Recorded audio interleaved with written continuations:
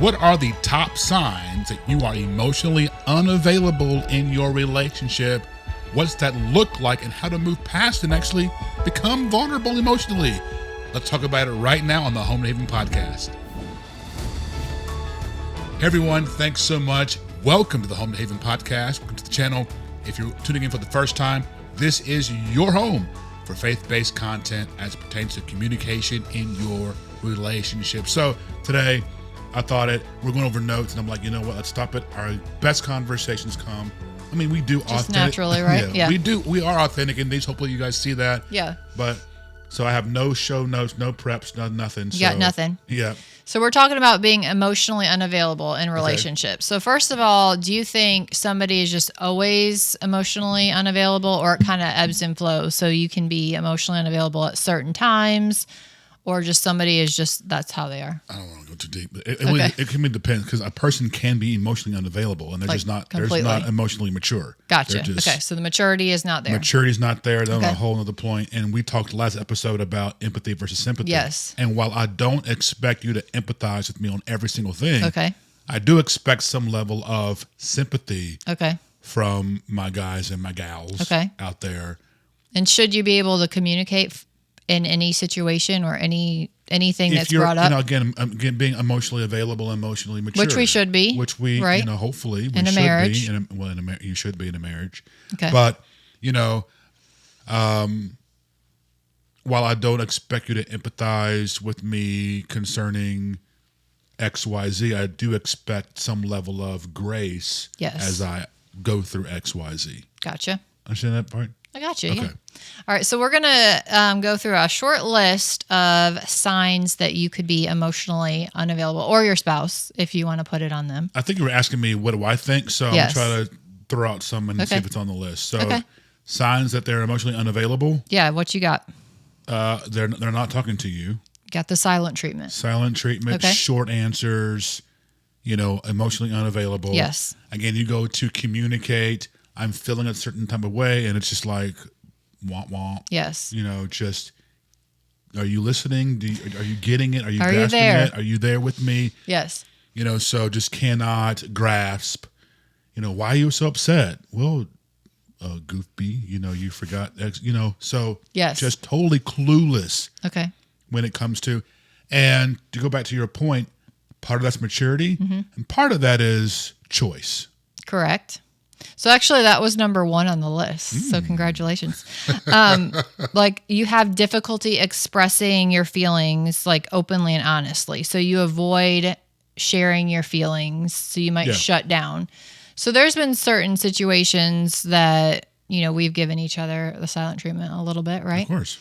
And so would you say that's because of the specific conversation that we were having, not necessarily our maturity level, or just overall it was because we weren't being mature? Well, there's two sides.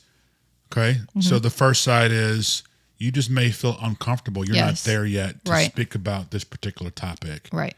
And that can be, I don't trust you. I haven't worked through that issue. Right. Yourself. You might need to get some training, counseling, coaching, therapy on that. Right. Work through those. Yep.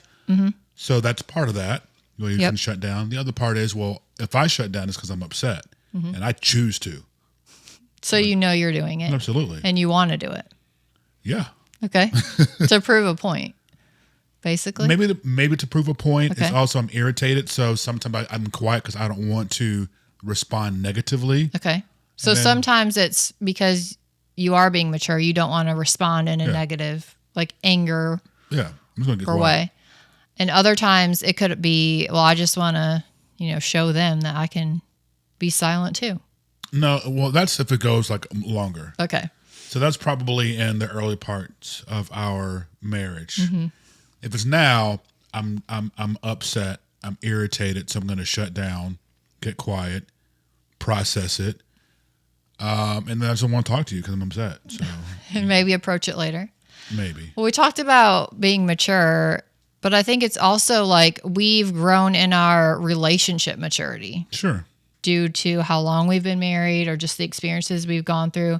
So I don't think it's just solely that person's maturity, but also how the relationship has gotten and matured. Yeah, you're probably time. not revealing everything, when you're early on in dating. Right. But, if you are in that dating phase, you definitely need to be looking for signs where someone can articulate how they feel and why they feel that way. And that's a good sign of empathy, right, and emotional vulnerability. You do want to see that, because when things do get tough, you don't want someone who's going to run away. Right. You don't want someone who's going to shut down and not communicate with you. That's in the good times and in the bad times. Yeah. So that's something very, very key that you need to be looking for in that dating phase. And you would say to test them on that, right? 100%. That's so one of your favorite things to say. Yeah, you want to try something out. We're not trying anything physically out. No, you need to be trying the emotional stuff out. Because how many times do we see on like the pods or they were all one way, and then you get out there and it's Jekyll and Hyde. Yeah, like what happened? Who were this you? Is real life. So, definitely try to make her angry. Try to make him upset. Try to make him jealous. Yep. We're not trying to like intentionally provoke you. Yep. But I do want to see how they respond in certain situations and around people in different environments, so that I know, okay, true character is revealed. That's right.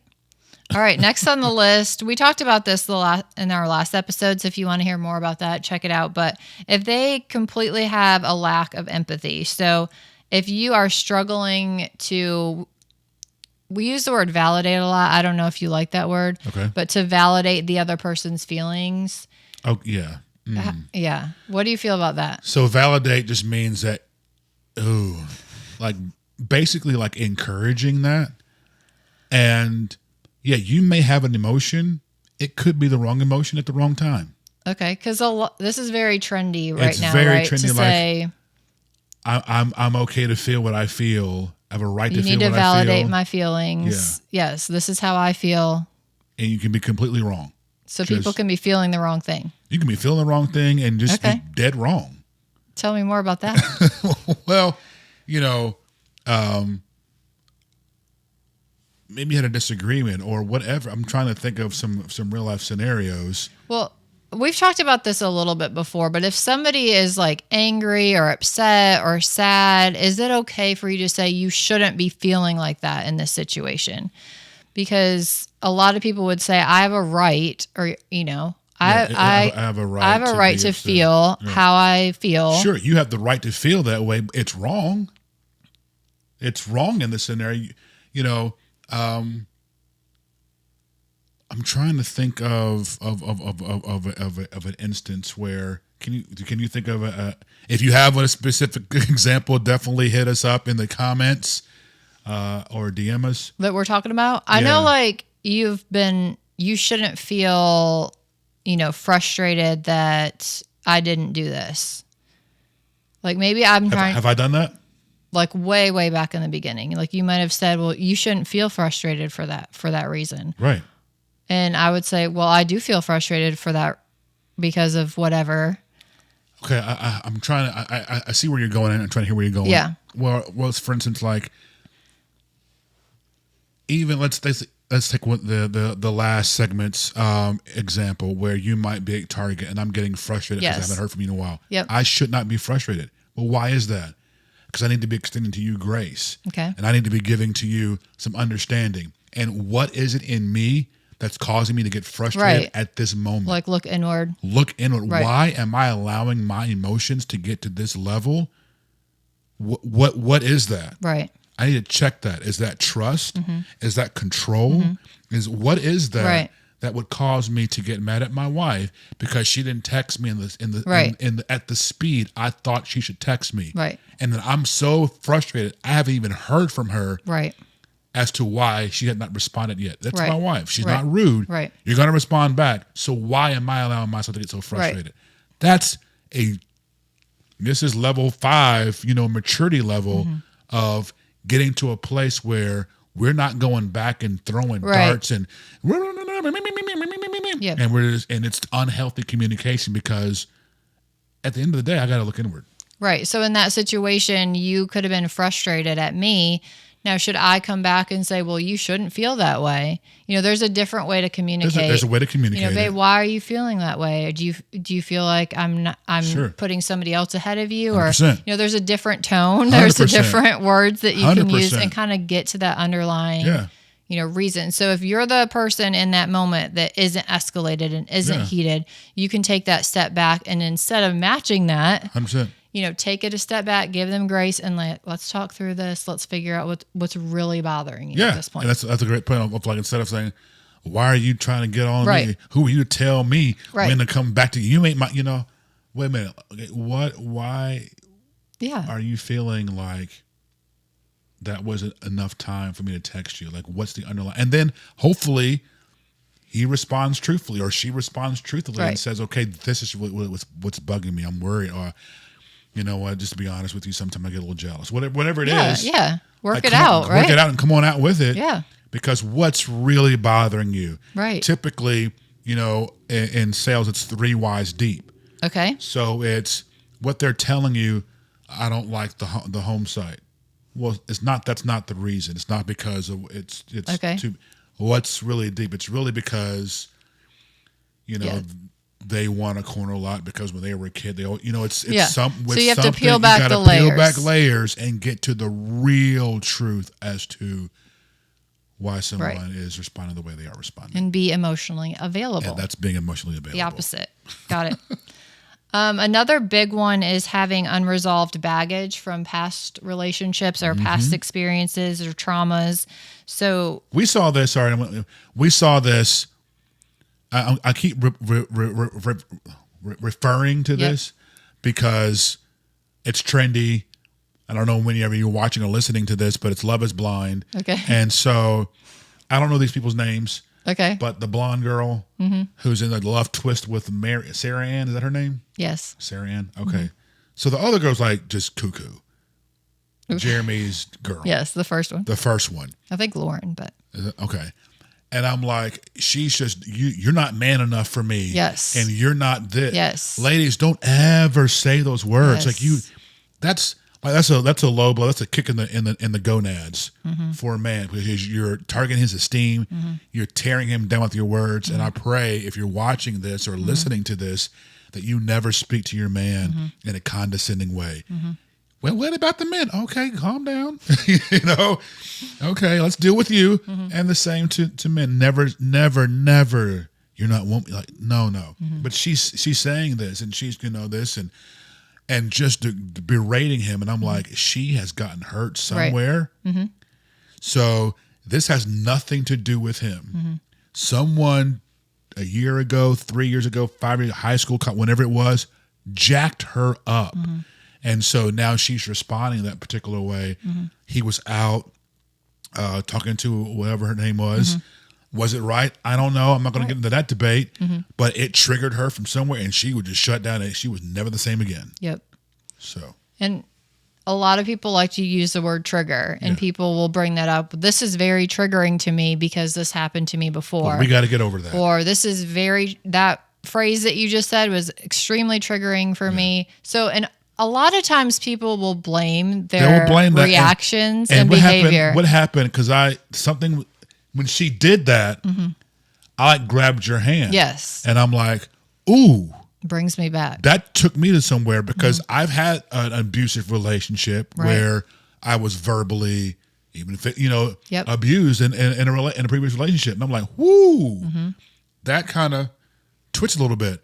Now, I've worked through it. Right. I got counseling, 3-4 years, and resolved those issues. I'm healed from that. But it kind of was like, oh. Like, wait a second. Okay. Yeah. I remember that. I remember what that sounded like. I haven't heard it in a long time. Right. So is it okay to say it triggered? Yes, but we don't want to use it as a crutch to excuse the behavior that's negative that I'm exhibiting in this moment. Exactly. We're not using that as an excuse to say that something is triggering to you. Let's do a quick one to end it up. Okay. And this is another sign that you are emotionally unavailable, is that you spend a lot of time on work or hobbies or other things besides your relationship. Not around people? What do you mean? Like you're not around people? No, just like you're not around your spouse a lot because you're busy doing other stuff. Oh yeah, you're out. You're checked out. Yeah. That's clear cut. Oh yeah. Okay. So if you are, and again, that can be so many reasons. And I'm thinking about guys. I'm talking and speaking from a guy's perspective. If he is always around his boys, or with his car, or on the PlayStation, or the Xbox, at work dinners, or I'm going to the bar to watch the game, or the restaurant to go, or the bar, whatever, to watch the game. Yep. Yeah, he's out. He's not emotionally available. He's available, just not to you. Oh no. Okay. Okay. Yeah. He's available. Okay. So that's a clear sign. Every human being has the possibility to be available. Right. Now, again, you can get coached, or if there's been trauma and things, of course, we got to repair.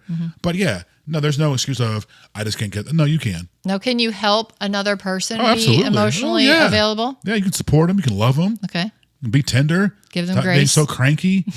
Like, lower the tone. Right. And maybe you've been married, 8 years or 4 years, you just got like, I don't give a F anymore. It's like, whoa, back it up. Okay. Now again, we're on the same team. That's my partner for life. That's your boo. Right. That's your babe, whatever it is. Fix it. Right. Fix it. Well, I've tried. And, no. Let's stop for a moment. Because whatever you did before didn't work. Let's try some of these. Let's try some of this. What we're telling you to do. Because you can work towards and make a relationship where both of you are emotionally available. Not only available, but mostly active. Okay. With I each like other. That. Again, there's no relationship gone too far that the love of God can't heal. And we're saying this from a biblical perspective. Yes. Right? That's why we say this. Yes. The grace of God and the love of God cannot turn, cannot heal, and cannot put together. I've seen people on the way to the divorce court to sign papers, and they are still together today because they did this. Okay. And so, if he is checked out, time for a conversation of, what have I done? Own it. Right. Take accountability. Even if you think you're right, hey, let them talk. Hear it. Try to again, empathy. What have I done that has driven you away from this home? Right. And quiet, let him talk. And if he says, you never talk, or you put me down, no, I don't, or that's not what I meant. No, okay, accountability. When we did one of those topics. Take accountability. Yep. You know what? I'm sorry. That's not what wasn't my intention. Right. How can I fix it? Yes. Don't try to solve it. Let them tell you how to solve it. And don't be reactive and defensive. We talked about listening actively, not thinking of your response back right away. Listen to understand where they're coming from is the most important thing. As we wrap it up, I'm just feeling this in this moment and sensing this. I don't want to say feeling, but sensing this in the moment, that our words are powerful. Words are containers. Yes. And so we must be very, very careful, ladies, of the words you speak towards your husbands and the tone you speak towards him, because you may think that we are not emotional, but we are. We still have emotions, 100%. And so it's very, very vital that you choose your words carefully and how you present yourself to your husband, to your man, in a respectful manner, because that's how we hear. We hear through the filter of respect. And men, choose your words very, very carefully, because your wife is very, very fragile. Not weak, but she is fragile. She must be handled with care. And so the words that I speak in the tone of my voice weighs carefully. So she hears through the filter of love. And so I cannot reach her if I don't communicate love through my words. And you cannot reach me if you don't communicate respect through your words. And if we would remember that and hold on through that, I believe our communication would be much, much better. Amen. I love it. All right, give it to us. Planner. All right. Yes, you need to get this today if you do not have it yet. It is our relationship planning guide. So go grab that today. It's a free download, and it's your starting point to really set the month up, set the month ahead, make date nights, schedule out what you want to talk about, what you want to work through. We talk about praying it, absolutely, planning it, and then pursuing it. Plan it, pursue it. Those are 3 keys. We got all these kind of nuggets around at Home to Haven. So you got to plan it. You got to pray it first together, and then you plan it once you've talked to each other and God about it, and then you go do it. Yeah, pursue each other. So it's based on those 3 models. Get the planner. It's a relationship guide planner for you to just take your relationship to a whole nother level and work through these things together as a unit, whether you're dating, engaged, married, Golden Married. There you go. Love It's that. for you. Yep. The download link is in the show notes. It's also in the description below if you're watching on YouTube. Get it today. Send it to a friend. Email it to them. Yeah. Copy, paste the show to someone. Let them hear and listen to this. If you agree or disagree, comment. Let us know. We'd love to talk through it together. And before we go, this was the fifth thing. We're wrapping it up. Yep. I do sense this moment to go ahead and pray for you Okay. and cover you. So, Father, I pray for those who are watching today. And if someone's watching, a sense that they are frustrated or feeling like, hey, I am alone. You are not alone. Let your love just come through this microphone, come through these speakers, through these phone, however they're watching or listening, and engulf them in your presence. And I pray that you would bring healing where there is hurt and there's deep hurt. Bring healing and wholeness to that heart and cover it to where there is no more scars. I pray, Father, that you would bring closeness to these relationships, and they would take the time to be patient and practice your grace with each other, that through it all, they would see your goodness and see your love. We know that we would enjoy life and see good days, and that the best for their lives is truly ahead of them. In Jesus' name, amen. Amen. Thanks for watching. We'll see you next week. God bless.